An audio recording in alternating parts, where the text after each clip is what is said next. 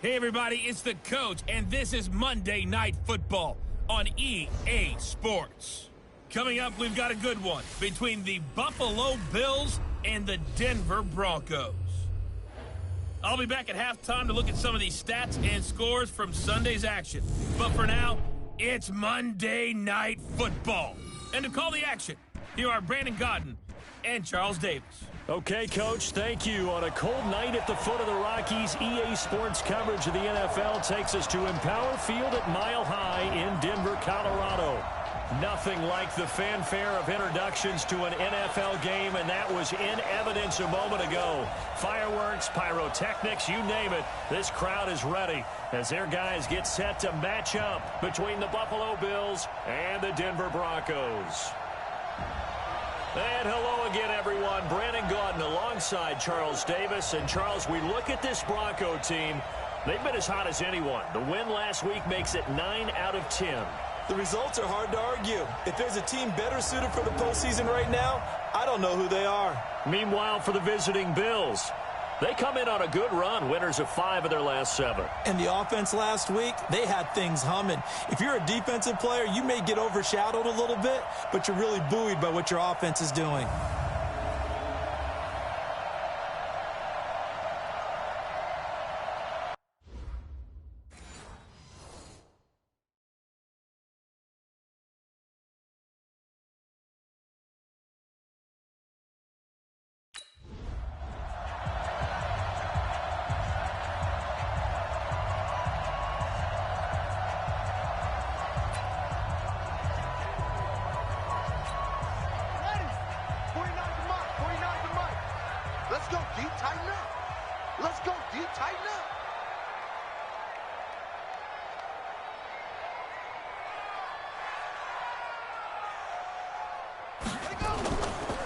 First carry for Darius Geis, and he'll be upended at the 28-yard line. Just a 3-yard gain there. North of 100 yards, the 2 scores. And, you got to give a lot of credit to the O-line. We talked a lot about him, but offensive line was good too. They're obviously in sync with each other, whether it's zone blocking, power running game, no matter what. He understands how to read them and find the creases that they provide. 3 yards on that last carry. Here's 2nd and 7.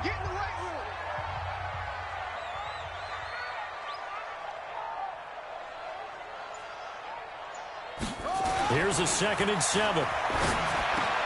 He's got his big tight end, Fant. Denver has a first down on the 15-yard play. I got a kick out of that one, partner.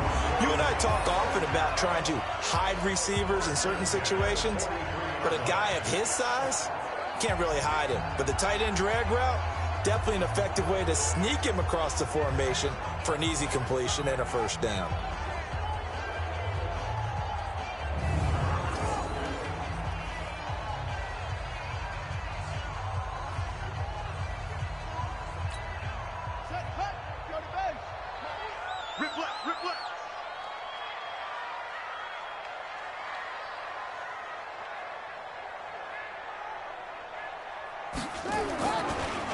On the draw, they go to Geis. And he'll take this one across the 45 up to about the 46-yard line. A gain of 3, 2nd down. Defensively here, you're facing a top 5 team in terms of points scored in the NFL. So when they're that high-powered, you got to find a way to hold them under 20. Because to me, that's the magic number. 20 points scored gives yourself you give yourself your best chance to win. So if they're up around 24, 28, 30, they could be in some trouble. And I think so, because then you turn it into a shootout, and that means your offense has to keep pace. 9 yards to pick up there, and it's a first down. So 1st and 10 now in Buffalo territory at the 45-yard line. Pretty nice work defensively there on the first down run as they hold him to a gain of a couple. 2 yards on the carry there. It'll be 2nd down.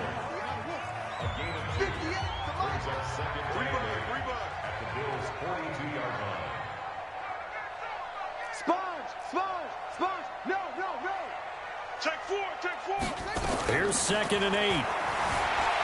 Escaping the pressure right. Now he'll let it go deep right. And this is caught. A huge play there for Denver. 41 yards. Well, how about the passing numbers so far on this first drive? Oh, no doubt about it. They're flinging it around pretty successfully. And look at the start. The confidence level that we see in him rising because he's hit a few early. And how about the last one? The big shot right there.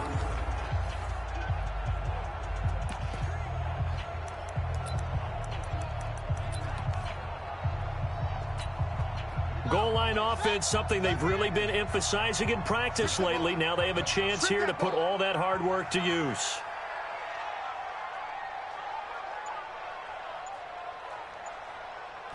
They'll go with the keeper. Fighting for the end zone. He lost the football. It's out. Now this is picked up by the Bills. And a big turnover there as his guys will get the football back.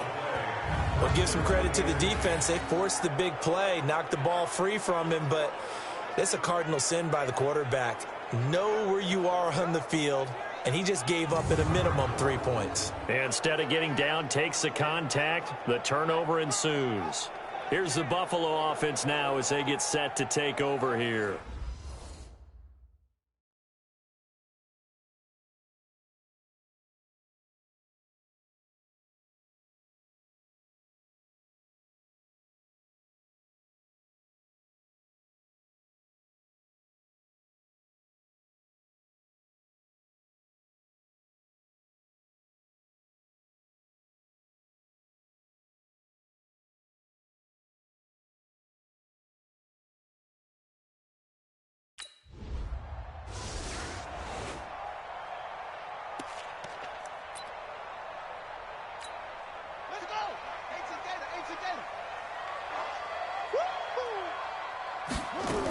They'll run on first down. Burrows. He'll be taken down at the 48 for a pickup of 2 yards.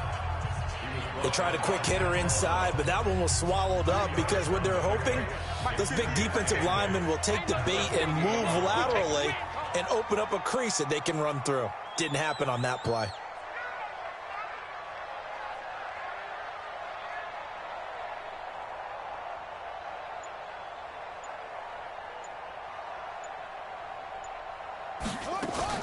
On second down now, Burrows trying to run inside, but nothing there. 2 runs in a row, but only 2 yards to show for it.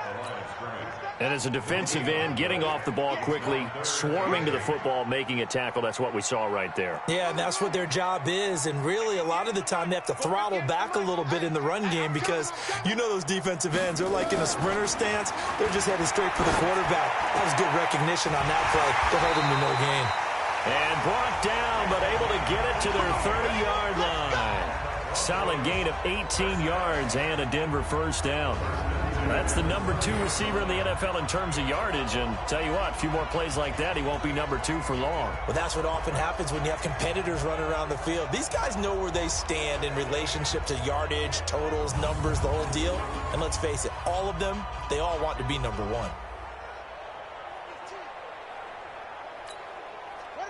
So 1st and 10 now from the 30.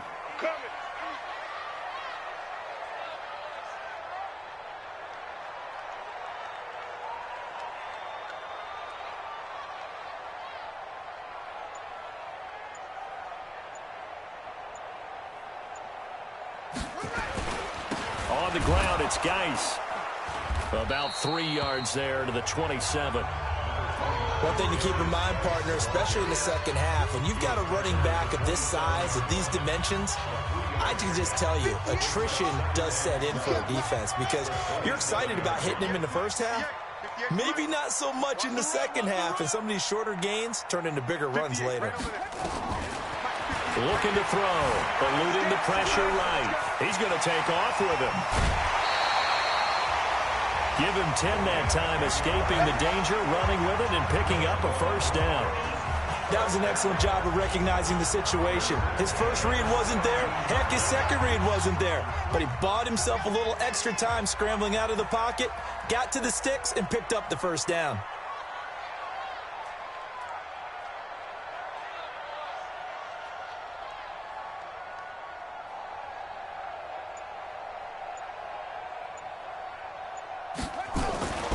On first down, this is Geis. And he'll be stopped after a gain of only a couple down to the 15-yard line.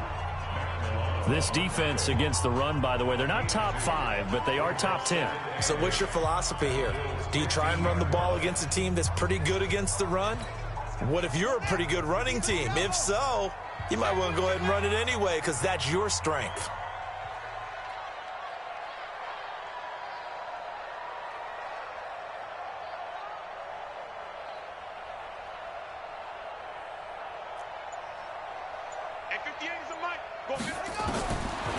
They'll set up to throw. This will be caught just inside the 10. And able to get him down, but he does reach the 5. His first catch there, good for 10 yards and a first down. But that's what you're looking for when you want to throw the ball downfield. You want one of those guys who can play out on the perimeter, can play out wide, who can not only get open, but when they're covered, can uncover themselves downfield and create catches.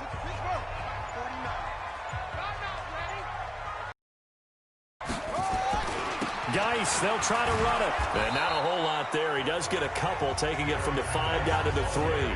A minimal gain there on the 8th play of the drive. So the ball position now at the 3. Here's 2nd and goal. On the ground, Geis. And the D not yielding much there. He's only going to get a yard to about the 2. His path became similar to almost running a stretch play, didn't it? Trying to find a crease, anywhere to put his foot in the ground and cut back. It just never materialized. They'll look to throw on 3rd and goal. And this is caught for a Bronco touchdown. Noah Fant, his 3rd touchdown now on the year, as his guys are able to strike first here in this opening quarter. Well, these guys have won 3 straight ball games, and another good start to this one, out to the 6-0 lead. And I've talked with so many different...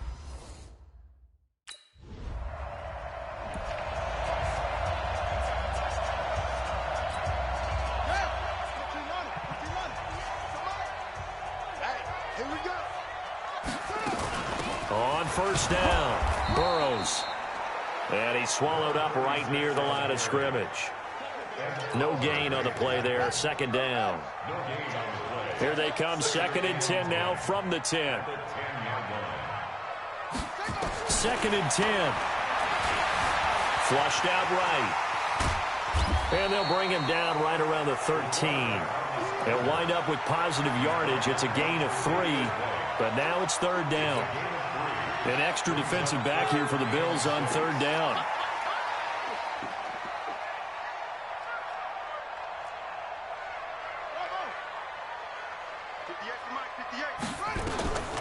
They'll drop the throw.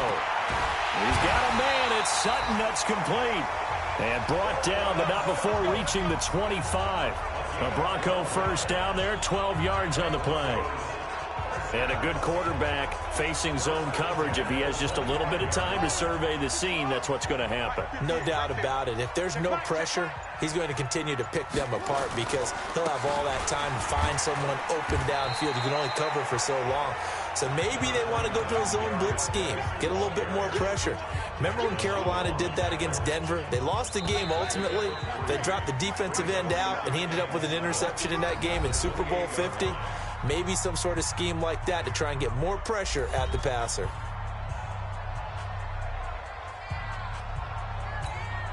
Here's 2nd and 7 now from the 28. And let's pin the mirrors back and go. And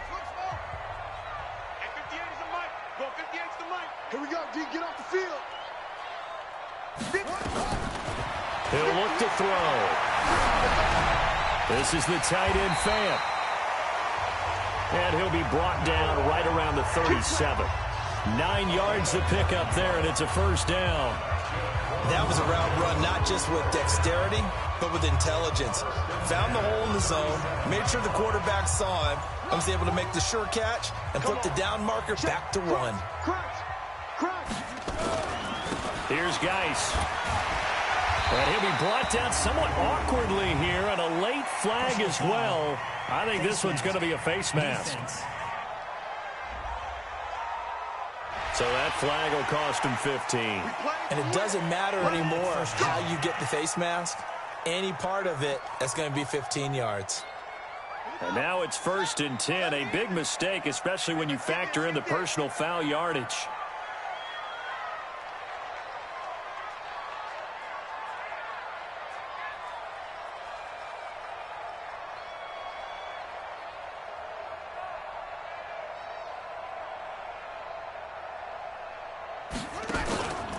Following the penalty, it's Geis. Tackle made there by Matt Milano. I call that play a success. A nice inside run sets up a very manageable second down. A very solid gain on that play. After the pickup of 5, here's 2nd and 5.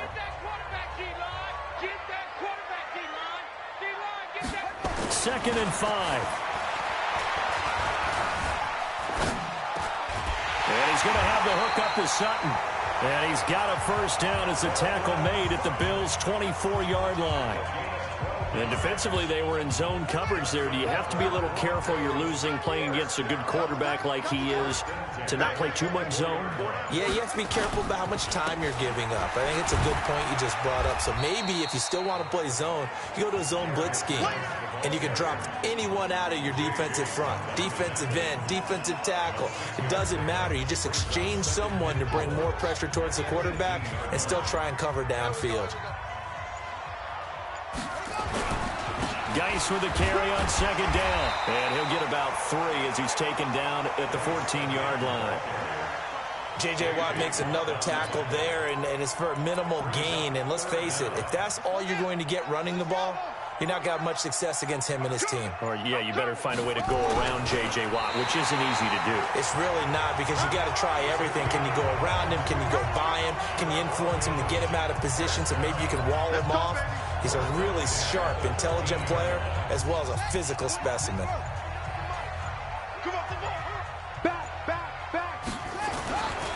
Now a run with Geis. And he'll be taken down here at about the 11. Give him a couple on the carry there. 2nd and 8. But we just saw a great example of what we talked about with his coach prior to the game. He's definitely one of the better linebackers at reading the play and flowing to make the stop before it turns into something big. 58, Mike. Come on, D. Hey, 58 is a Mike. Go 58's the Mike. Go. These babies cry all the way back home. He'll drop to throw. Buying time to his left. And now he's going to use his legs. Having there on the top. Have the first down as he's tackled at the 2. And they got 3 yards. That's enough. A conversion, and now it's 1st and goal. 2 of their 3 red zone trips so far they've come up empty on. They'll look to reverse that trend on 2nd and goal. Geis, and he pushes forward but comes up short of the goal line as he'll get a yard down to about the 1. He gets it halfway there with that run. I think you play up-tempo, get right back on the line of scrimmage, and hammer at him again. 2nd and goal from the 1. And running room scarce here. He's going to be stopped in his tracks at the line of scrimmage. Call it no gain on the keeper, and it's going to bring up a 3rd down. This Buffalo defense has stood their ground. This is 3rd and goal.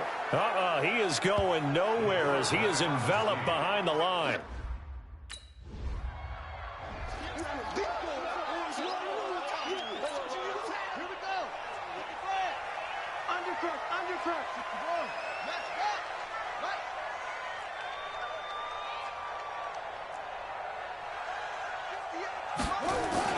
Now a play fake here on 1st down. Rolling to his right. He'll run it.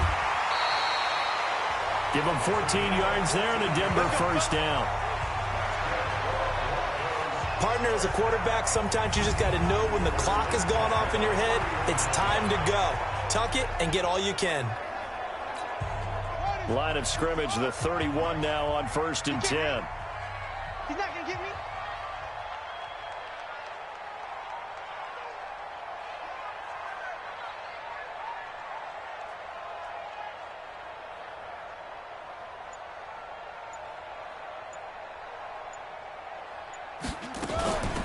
They'll run it now out of the gun. And he will cross the 30 down to the 29-yard line. Give him 3 on 1st down. It'll set up a 2nd and 7. They tried a quick hitter inside, but that one was swallowed up because what they're hoping, those big defensive linemen will take the bait and move laterally and open up a crease that they can run through. Didn't happen on that play.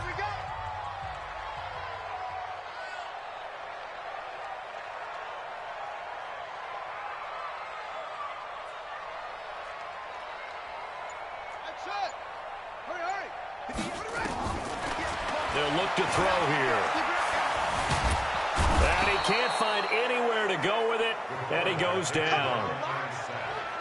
You never want to give up a sack. From the O-line's perspective, they hate it for several reasons, especially because they felt like they let little brother down back there in the pocket. Oh, no doubt. They have a ton of pride, and they go into every job wanting to keep that guy clean. They want that uniform with no grass stains, no dirt, nothing on it. But it's really, really difficult. You talk about some terrific athletes who are trying to put him on the ground. It'll be a pickup of 16 and a Bronco first down. And I know you can't really see it, but that play spells frustration with a capital F for the guys on defense. They covered everyone else, end up going to the running back out of the backfield, and he picks up a back-breaking first down. This quarterback now 10 of 10 to start the game. How about that? As he comes up on a 1st and 10. And down inside the 15, shy of the 10. A 10-yard pickup, and it's enough for a Broncos first down. Tremendous blocking by the interior of the offensive line. They didn't just gash him there. They blasted a gaping hole for him to gallop through. I think if he comes back to the huddle, he better be giving them a whole lot of credit and thanking them for that much space to rumble. And here he'll get it down to the 7. It's a pickup of 4, and it'll bring up 2nd down. The run got 4. Now they deal with a 2nd and 6. Now a toss. This is Geis. And the second wave of tacklers is going to get him as they stop him behind the line. It'll be a loss of a full 3 yards there, and it also brings up 3rd down. A reminder coming up just a few minutes from now, we'll send you to Jonathan Coachman and our crew in Orlando. Coach will have a look back at some of the stats and scores from yesterday's action. They'll set up a throw. And he's going to be taken down, sacked back around the 18-yard line. Now the Bills are going to use the first of their...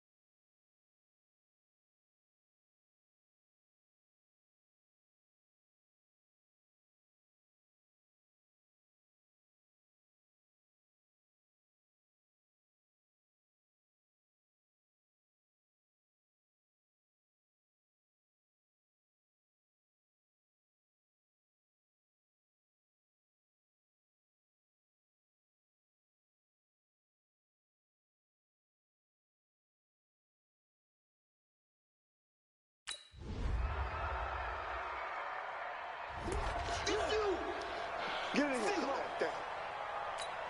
Here we go. Here we go. Henry. I got it. Double tight. Double tight. 4 down. Yeah. Wide. Get wide. They'll come out throwing here to start the drive. Flush to his right. Now he'll pull it down. Opted to run for it. The decision, a good one. Picking up the first, getting 14 yards on the scramble. Man, defensively, that hurts. They got him out of his rhythm. They had him hemmed in, but somehow he was able to tuck it away and get away for a gain. So here's a 1st and 10 at the 38. Watch the slap. Watch the slap. Watch the slap.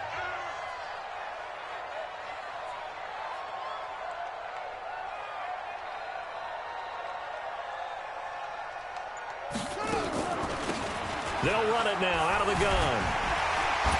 This will be stopped about 2 yards shy of the marker. 8-yard gain, 2nd and 2. Running lanes were at a premium in the first half, but he's able to find some room there, and he's hoping that that's a precursor of a big second half.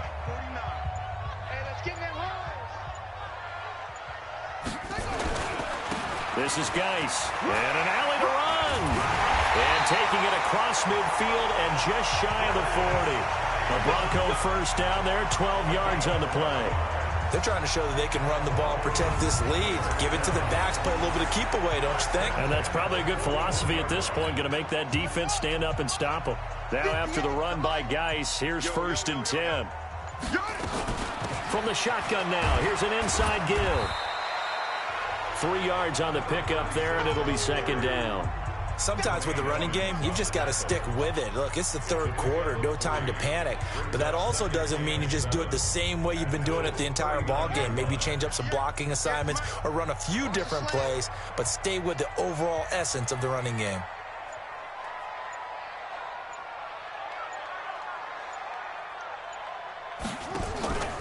They'll keep it on the ground. Burrows. And the reinforcements come in as they're going to stop him behind the line. It's a loss of 2, now 3rd down. Now, they struggled to get him rolling on the ground in the first half, and that's sort of continuing here in the 3rd quarter. Yeah, but I don't think it's time to abandon the running game. I would say keep feeding the horse, and I believe he'll eventually reward them, especially as we get deeper in the game. First down marker at the 31. It's 3rd down.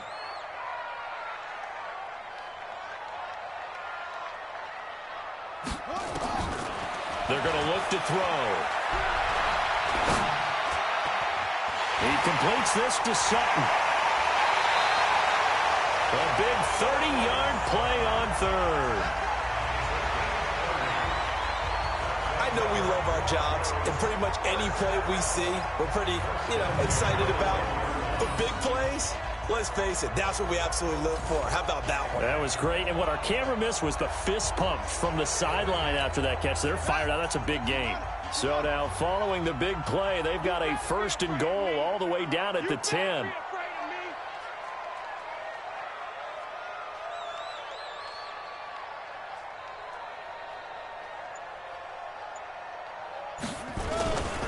They'll run with Geis.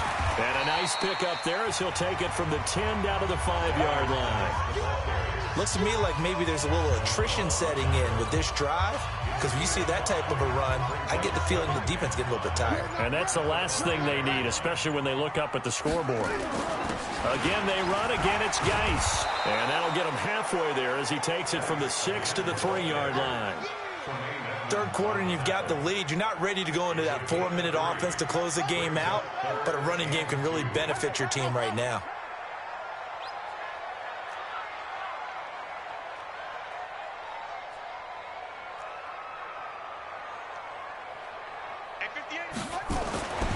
They'll go to the air here on 3rd and 2. Toward the end zone, but that's going to wind up incomplete.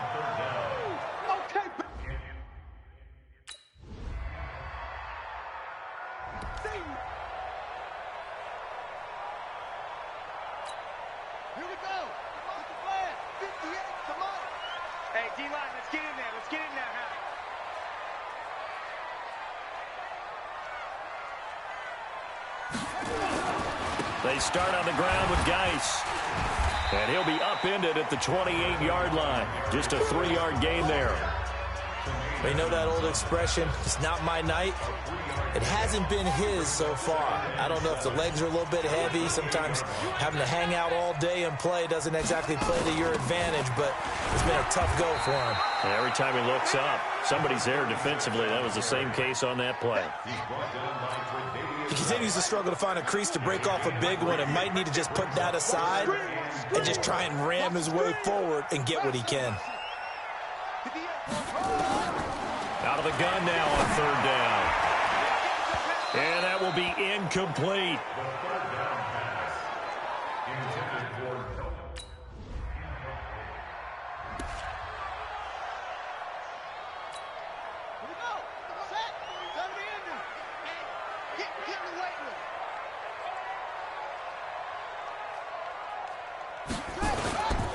Now a give. Right side, it's Geis. And credit the tackle to Derek Barnett.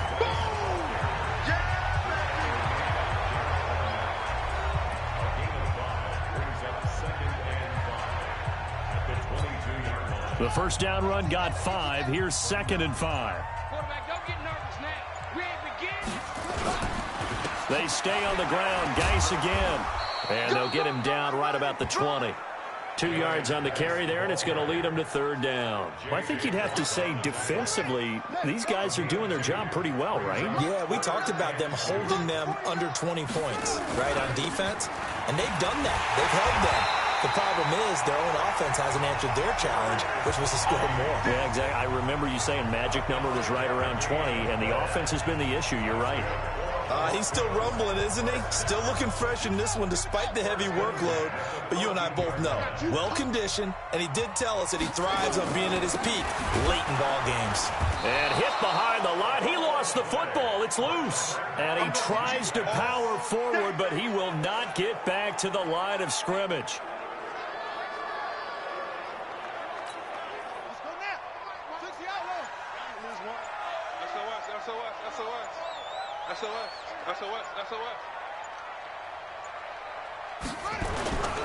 Now a handoff. Geis going right. And he is going to be stopped cold behind the line of scrimmage. That backs him up 1 yard and brings up 3rd down. Brandon, it's clearly a running situation when you're up in the 4th quarter. They're going to have to stack the box and make it difficult for them to move the ball. Made it very difficult right there. Now they need to repeat that effort. Yeah, bring 7, 8, 9, whatever it's going to take to slow them down. Steps away to his left. He can run for it, and he will. Opted to run for it. The decision a good one. Picking up the first, getting 14 yards on the scramble. That is an absolute backbreaker. That was a design passing play. Wasn't a draw. You think you got him stopped. Good coverage downfield, and he's able to pick up the first with his legs. Defensively, that kicks into your psyche and hurts a little bit, doesn't it? It certainly does, and here's the thing. Anytime you give up a first down, it hurts you psychologically. But it hurts more when they get it this way because you've covered everything. He didn't have any place to throw the football. He takes off running and picks it up anyway. And now you have to stay on the field for an extra set of downs. And really could have used that stop trailing here in the 4th. Geis alone in the backfield here. 2nd and goal.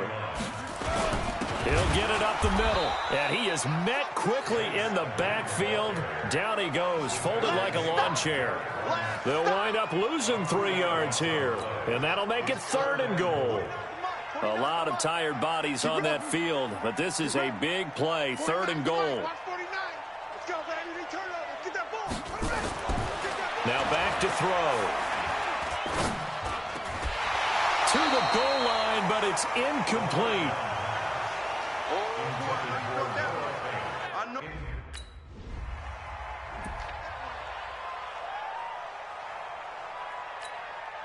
Ready.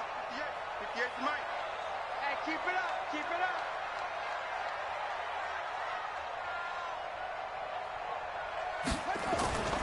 They'll try and run for it on 1st and goal.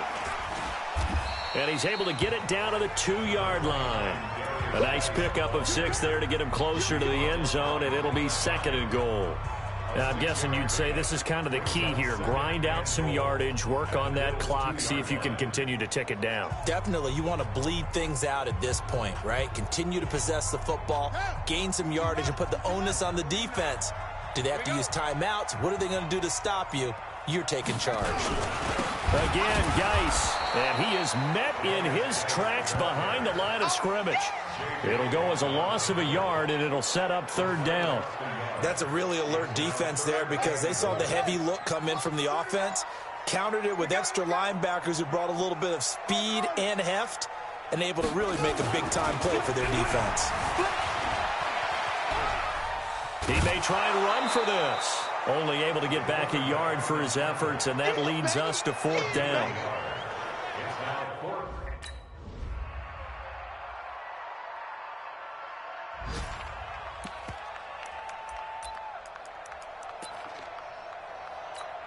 Here we go. Point the flag. 49 to Mike. Check pass. Check pass. Back to throw now in his own end zone. Dancing to his left. He's going to take off with it. And he'll take this across the 25 before going out of bounds. 23 yards on the tuck and run.